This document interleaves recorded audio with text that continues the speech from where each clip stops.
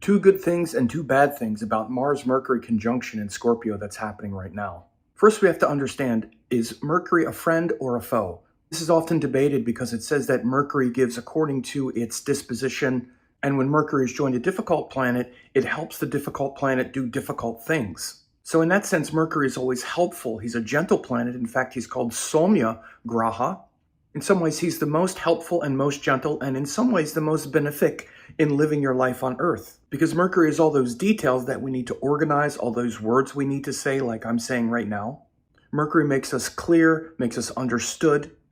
And in this way, he's always helpful when he joins another planet to help them communicate, organize, and figure things out. But what if he's joined a planet like Mars, who wants to do things that are aggressive, combative?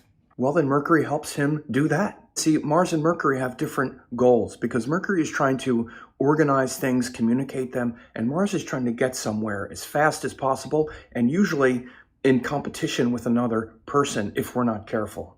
This is the default nature of Mars as filtered through your ego, through your limited understanding and your attachment to the body, mind, senses. But you see, the higher Mars is like a monk who has disciplined himself to get up early and to fight the inner fight against his own weaknesses, not against his external enemies. So when you bring this into what's happening now with Mars and Mercury in Scorpio, Mars is very powerful in Scorpio, trying to overcome our emotional aggravations and attachments and combativeness. Mars is trying to be more disciplined and focused internally and have emotional courage. But along the way, we can have a lot of emotional triggering and blaming and externalizing with Mars and Scorpio. We can be very combative because let's face it, most people don't meditate. They're not really that spiritual. They're very driven by the world.